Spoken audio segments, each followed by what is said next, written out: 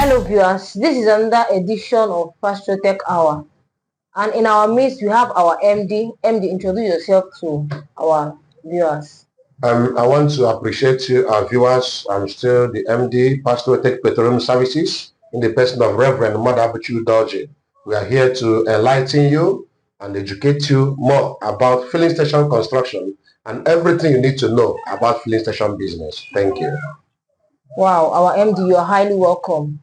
Please, being into the business of filling station, tell us more, throw more light, or say the things you know about underground tank, what we need to know and what we need to do.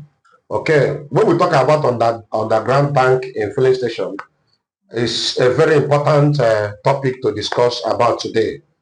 There are different types of tanks. We'll talk about filling station tank. Okay. Actually, some people don't know much about filling station tank. Exactly.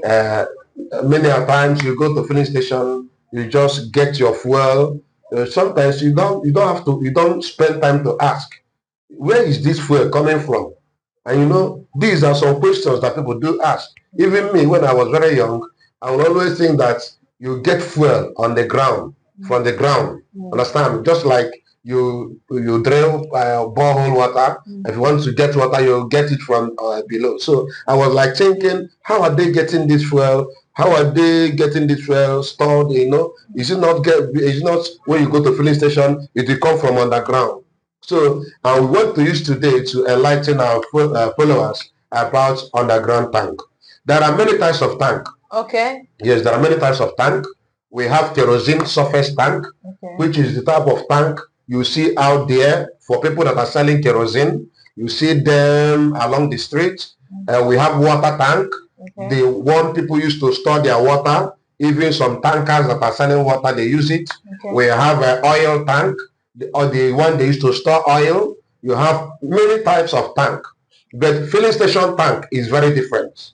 When we talk about filling station tank, you talk about a very strong underground tank that is being used to store PMS, MPK, NGO, and the MPK. That is fuel, kerosene, and gas.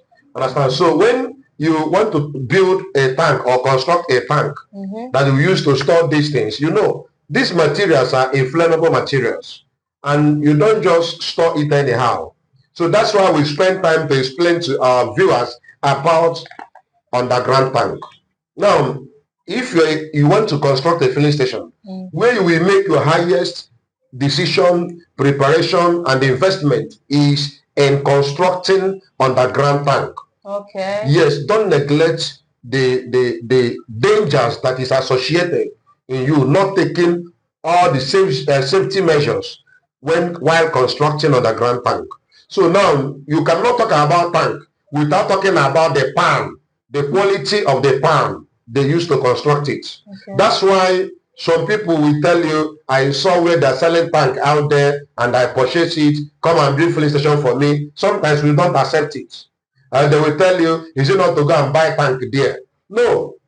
Before you talk about establishing your filling station, you must first of all talk about the pan, the quality of the pan they use in constructing it. So now we have 3 mm.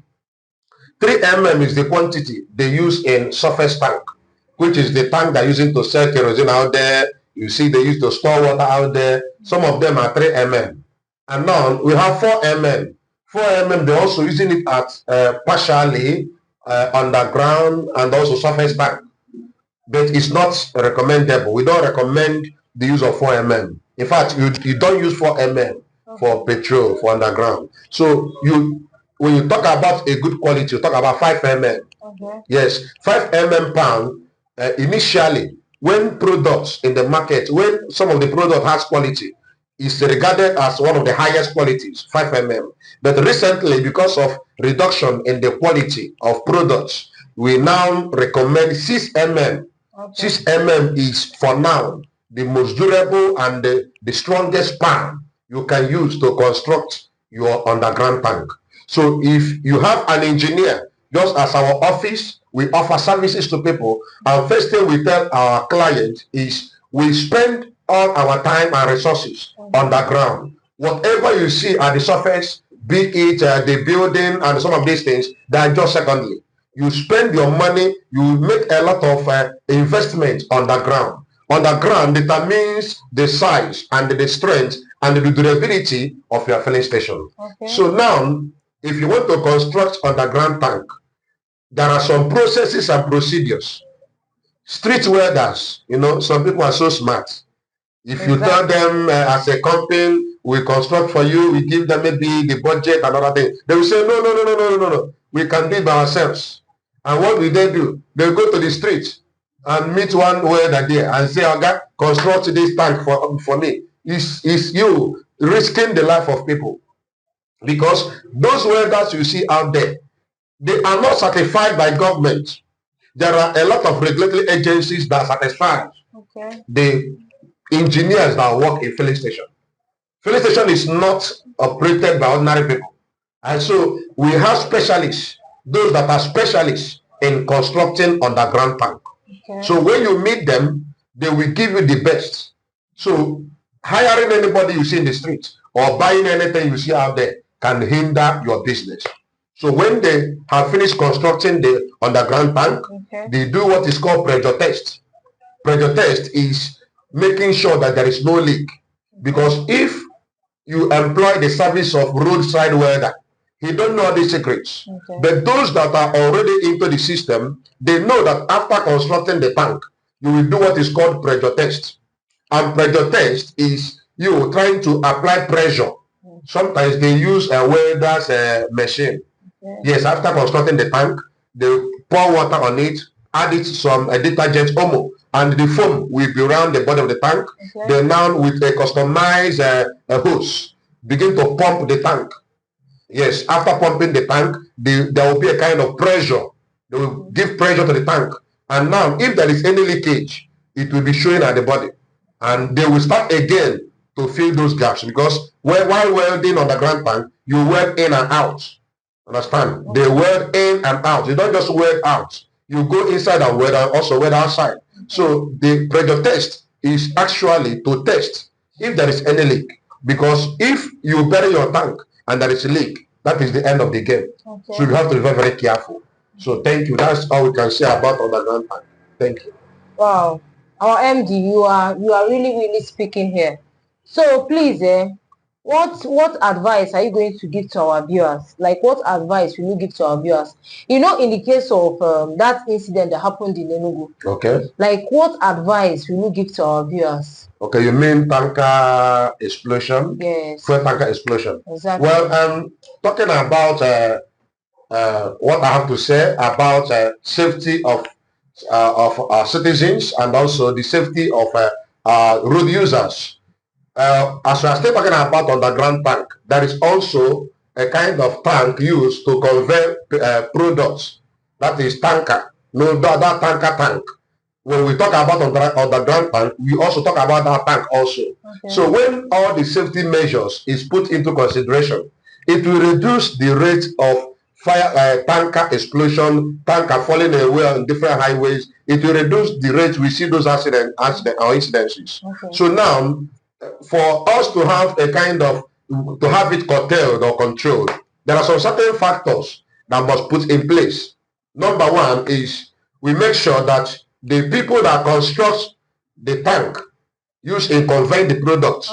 Now, when you see any fuel tanker, when you see any tanker carrying those products, there are compartments. You have compartment A, compartment B, compartment C or D. So depending on the size of the truck, yes, some trucks that are 55,000 liters may have like 15,000 compartments. Understand? So we even have 60,000 liters. So now, for you to divide those compartments, there is need for you to use a very strong pan. And while constructing the tanker body, you also need to preserve and observe every safety protocols by making sure that the pan you use is a quality pan. Just like I'm mentioning here, they have their own measurement anywhere and their own model. But we are talking about people that are into manufacturing of these fuel tankers, for them to use a very strong pan, so that if there is any kind of pressure on the tank, there will not be explosion. And even if maybe mistakenly the driver lost control. Things can be minimal. Understand? Another way people we look into, another area that we look into is the condition of the driver driving. Recently, there are a lot of pressure in our society. Exactly. And the marketers will also help us in this aspect. Some people are always putting pressures on their tanker drivers. So, you know, you are a marketer, you need products, maybe there is scarcity, and you know, whenever there is first scarcity, marketers are running up and down in order to measure up. Or maybe that whenever there is rumor that there will be increase in the price of petrol, there will be a kind of buy more, and the store, buy more and store. And as a matter of fact, they put pressure on their driver. You see a driver that comes from Warri Depot this night, the Oga will say, oh yeah, early tomorrow morning, you are going to Lagos Depot. Imagine. And you see, the man, he was coming home to rest with the family. Maybe as he was coming, I was having discussion with the wife. Honey, I'm on my way. I'm already at Abakaliki. I'm already at Onitsha. I will discharge this night. I will come home. And only for him to immediately is landing, the boss will tell him, oh yeah, you are moving early tomorrow morning or even this night so that you can meet your turn at the depot. So now, when such driver is moving another trip again without having adequate rest, without having good relationship with the family, without eating very well, without having enough sleep, the driver will be driving out of confusion and depression.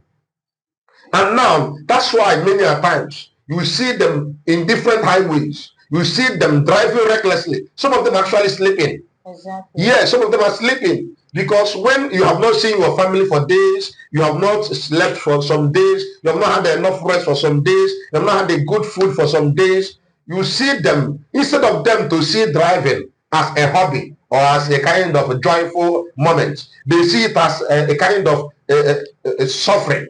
We are suffering. They'll be murmuring and driving and driving and driving. Before you understand it, they will lose control. Some of them may be quarreling with the wife. Honey, why is it that you didn't come back again? The man will be calling the wife with one hand, the driver with the other hand. Honey, please, it's emergency, this and that. The wife will not even pick the call. These are emotional traumas. So when you put pressure on your driver to go and come back, you will also lose your money. Exactly. You gave your driver 60,000 liters truck. Okay. You know how much that is into 60,000? Maybe if you are getting the product fuel, you are getting it maybe at the rate of 1,050 naira. Multiply it by 60,000. A lot of millions of naira. And you are putting pressure on the man. So when you put pressure, he will go there and kill himself, waste your product, and kill people. And also your vehicle, you will lose your vehicle. So it's advisable that our followers and marketers that are following this this episode should also take it easy with their drivers.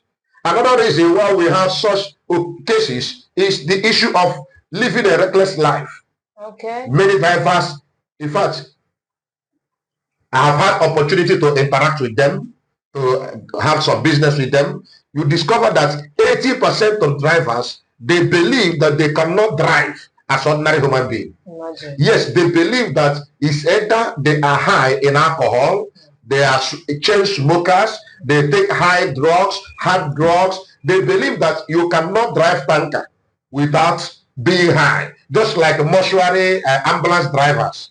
Ambulance drivers believe that you cannot drive cops just like that. You need to take something. That's why before they will work for you, they will demand for some certain items like schnapps, smokes, all these things. So many of the drivers I have interacted with, they are chain smokers. They're not even smoking outside the vehicle. Some of them are right there at their cubicle, driving seat, smoking, and even being proud of smoking. Some of them are also doing that even without minding if they're carrying product or not. And as a matter of fact, when they have taken all these drinks, you know one thing about drinks. Once you are high and you are exhausted, the next thing will sleep.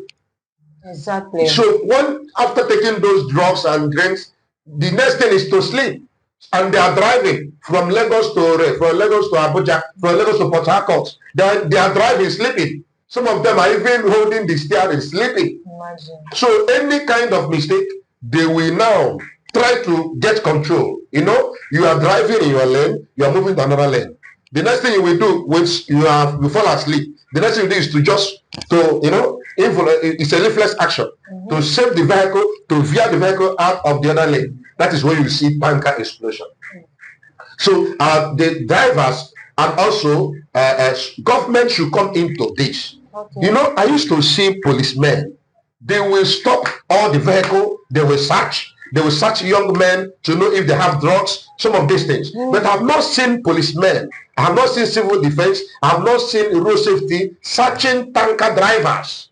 What is stopping the government from making it a kind of law that in every checkpoint or in some checkpoints, the drivers of these vehicles, these lorries, the tankers, should come down, examine the person's mental health, try to have some interaction with those people, try to know their well-being. If they are drunk, detain them, keep them, and you can even find the company. You call the owner of the company, come look at the kind of person driving for you. So the government should look into it. You are stopping civilians or passengers, detaining them and delaying them, while the people that can make a little mistake and thousands of lives will be lost, you are ignoring them. So my advice is that government should make a provision. Our law enforcement agencies or a good agency should be created to monitor the welfare and the well-being of tanker drivers. Yes, let there be a kind of arrangement for their welfare also. Do you know, government can make a provision for a resting place for the tanker drivers.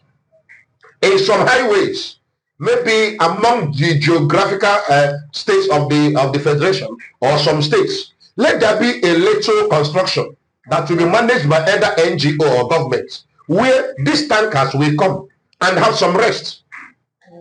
When they are coming, they have that spirit that they are resting here. They may even build a kind of guest house or free accommodation.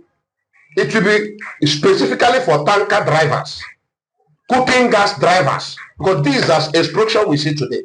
When you come to that point, you are expected to rest. There will be a free feeding, a good shower, a good place of rest. Government should invest money in saving lives rather than sending condolences.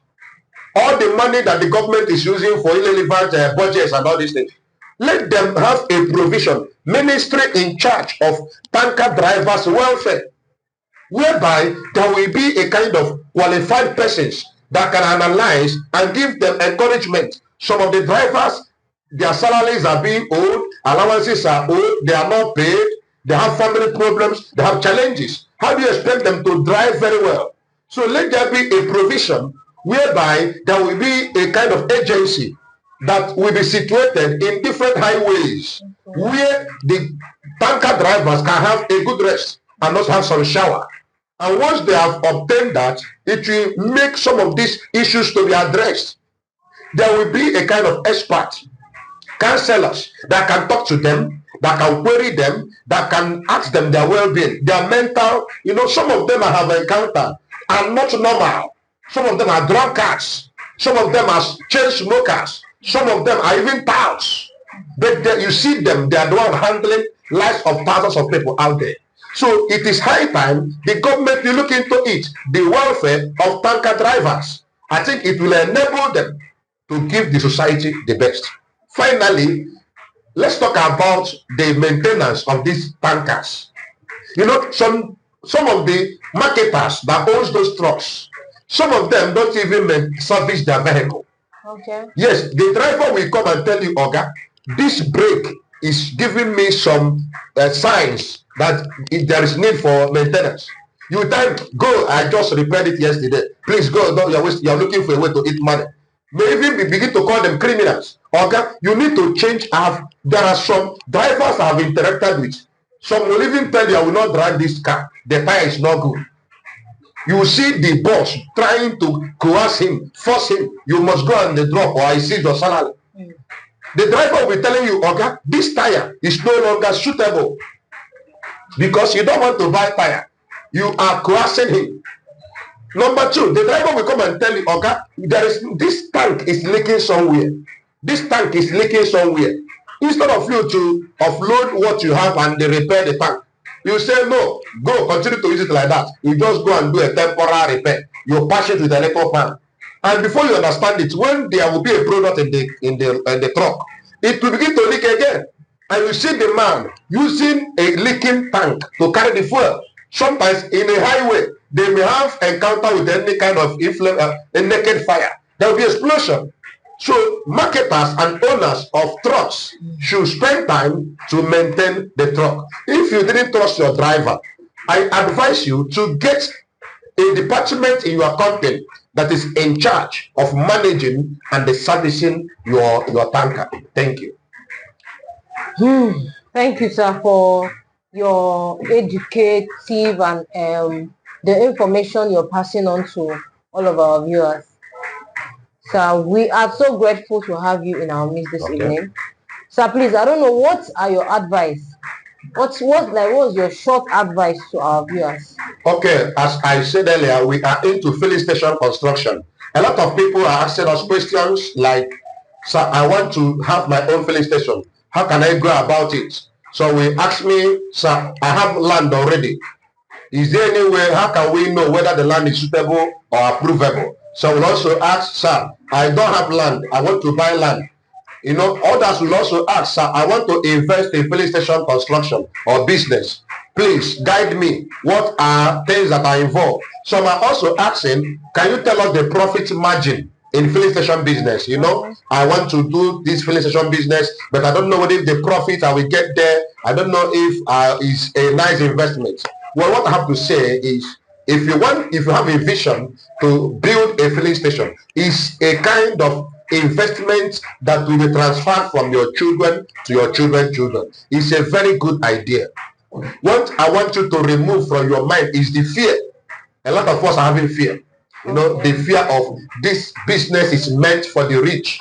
It's meant for politicians. This business is not for poor people. This business is this and that. No. Filling station business is like any other business. The money you use to construct for decking for tenants, every day you'll be fighting with them. Lawyer will take his own, this person will take his own. Sometimes that money can give you a single pump filling station. And it will be recurring. Not only that, it will keep your children busy and engaged. Some rich men have a lot of plots, a lot of buildings, a lot of this and that. Your child will have money, will have properties without any career, without any source of income, without keeping himself busy. So if you know the secret of filling station, you know you are doing good to your children. Because if your child is educated, he can operate in the filling station. He can manage the filling station. If your child is not educated, he can also manage filling station. Okay. It's an all-weather business. So if you are having plans to open it up, I want to encourage you. It's a nice plan. Just make a decision to start from somewhere. Okay. Another one is how to start. That's why we are here. Paztrotech Petroleum Services. There are many companies that are constructing filling stations, but I want to advise you, the engineer constructing buildings in cities and villages, they are not the one building filling station. Filling station has particular specialized engineers that are constructing it. Look for those engineers that are involved and in charge of filling station construction. That's why we make this channel and page open, so that you can contact us. We have a lot of advice to give you. So contact a construction company and now negotiate with them. For example, when you come to us, Paztrotech Petroleum Services, we ask you what you want. We look at your financial capacity and capability, and we try to know how to help you. So we now try to connect you to government. We try to make you to operate a kind of easy and stress-free business. So we are always available to assist you in any way you want. If you have gotten land already, if you want to invite our company to come and see the land, we are free to come. We'll come and tell you our advice, and also invite government agencies that is involved in your state. No matter your state, we work nationwide. So that's my advice to you. In the area of profits, I want to tell you, fraud business gives a lot of profit. Though there are some disadvantages, but I want to tell you, if you follow the peaceful and the safe procedure measures, I want to tell you that you will not have much disadvantage. because fuel is all-weather business. The poor uses the fuel, while the rich also use the fuel. So you cannot say it's for the rich or for the poor. Everybody's in need of fuel. So it's a nice business. Thank you so much. Wow, thank you, sir, for your advice and everything that you have also told us this evening. So wherever you're watching from, this is Paztrotech Petroleum Services. So please, you can always contact our MD. Contact them. Don't go and do it on your own. So wherever you're watching from, please like, share to people so that you will save lives. We are saving lives in this platform. So share, and God will bless you. Okay. Thank you so much, Avia. See you next time. God bless you. God bless you. Thank you.